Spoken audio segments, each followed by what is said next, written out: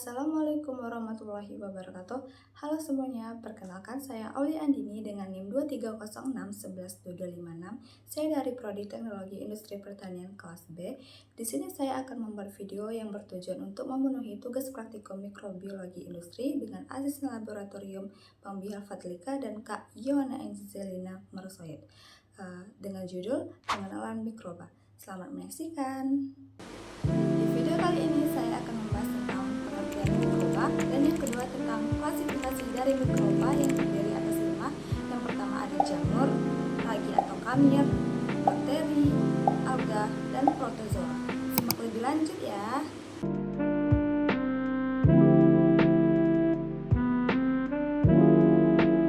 Nah, apa itu mikroba? Mikroba adalah organisme berukuran kecil yang dapat hidup bebas di berbagai macam lingkungan. Nah, mikroba itu terdiri atas 2. Yang pertama ada eukariotik dan prokariotik. Eukariotik ini dia itu memiliki inti sel, sementara prokariotik ini dia tidak memiliki inti sel. Selanjutnya kita akan membahas tentang klasifikasi mikroba. Yang pertama ada jamur. Jamur adalah suatu tumbuhan yang sangat sederhana, berinti, berspora, tidak berklorofil, berupa sel atau benang yang bercabang-cabang dengan dinding dari selulosa atau kitin, atau keduanya, dan umumnya itu berkembang biak secara seksual dan aseksual. Ciri-ciri lain dari jamur yaitu dinding sel tersusun atas zat kitin, eukariotik atau memiliki inti sel, tubuh buah berbentuk oleh hifa, kumpulan hifa itu disebut dengan miselium. Jamur menyerap nutrisi melalui dinding sel dan mengekskresikan enzim ekstraseluler ke lingkungan. Yang kedua ada ragi atau kamir. Kamir adalah kelompok mikroorganisme yang mudah dijumpai pada produk fermentasi, tanah, air, jaringan tanaman, daun, bunga, dan buah-buahan. Kamir merupakan fungsi uniseluler eukariotik yang reproduksi aseksualnya terutama melalui pembentukan tunas atau pembelahan dan memiliki fase seksual yang tidak tertutup dalam badan buah. Kamir memiliki habitat hidup hampir di semua tempat, yaitu wilayah akuatik, daratan, dan udara.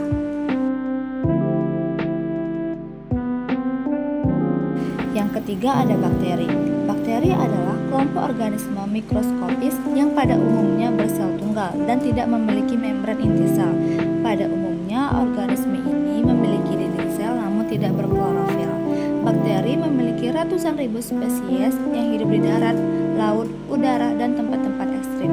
Bakteri memiliki ciri-ciri yang berbeda dengan makhluk lain, yaitu organisme uniseluler atau bersel satu, prokariotik atau tidak mempunyai membran inti sel, tidak mempunyai klorofil, tubuh berukuran antara 0,12 mikron sampai ratusan mikron, memiliki dinding sel dan hidup dengan bebas atau parasit.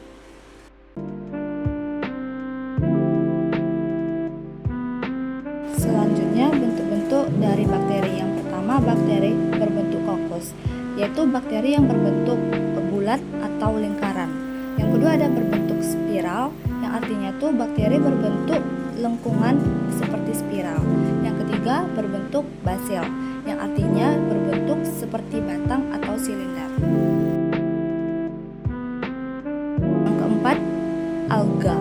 Alga adalah sekelompok organisme autotrof yang tidak memiliki organ dengan perbedaan fungsi yang nyata. Alga dapat dianggap tidak memiliki organ seperti yang dimiliki tumbuhan seperti akar, batang, daun, dan lain-lain. Alga merupakan organisme yang hidup di habitat perairan, baik itu di perairan air tawar ataupun air laut.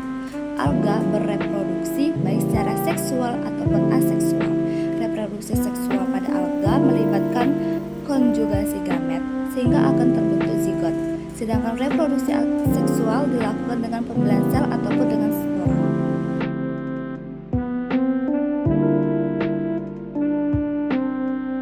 Selanjutnya ada jenis-jenis alga. Yang pertama ada alga hijau. Alga hijau ini dia mempunyai pigmen yang terdapat dalam kloroplas yang didominasi oleh klorofil. Produk asimilasi alga hijau ini berupa pati dan dinding sel terdiri atas selulosa. Yang kedua ada alga coklat. Alga coklat mempunyai pigmen fikosantin yang menyebabkan dia berwarna coklat. Cadangan makanannya itu berupa lemak dan dinding sel menghasilkan asam alginat.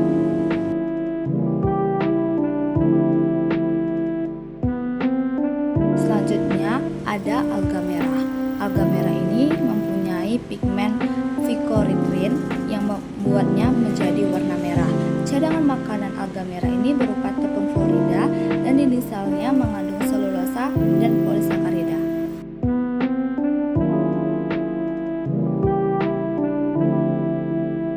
Yang kelima ada protozoa.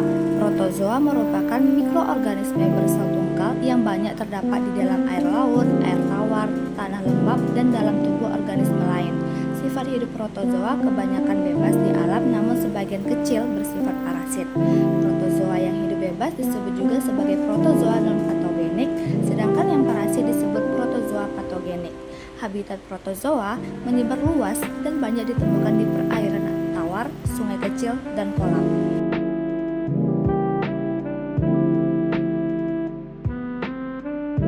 Selanjutnya yaitu jenis-jenis protozoa berdasarkan alat gerak terbagi atas 4. Yang pertama ada rhizopa. Rhizopa ini alat geraknya itu berupa pseudopa atau kaki semu, bersifat heterotrof dan umumnya itu hidup di air tawar atau air laut yang mempunyai ektoplasma dan endoplasma. Selanjutnya ada flagellata.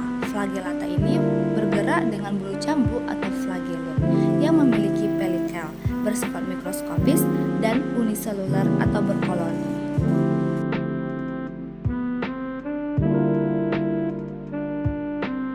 Selanjutnya ada ciliata. Ciliata bergerak dengan silia atau rambut getar. Silia adalah organisme yang bersel tunggal, bersifat heterotrof, mempunyai bentuk tubuh tetap atau tidak berubah. Yang terakhir ada sporozoa. Sporozoa ini dia tidak memiliki alat gerak khusus, tapi dia mempunyai spora yang berbentuk lonjong serta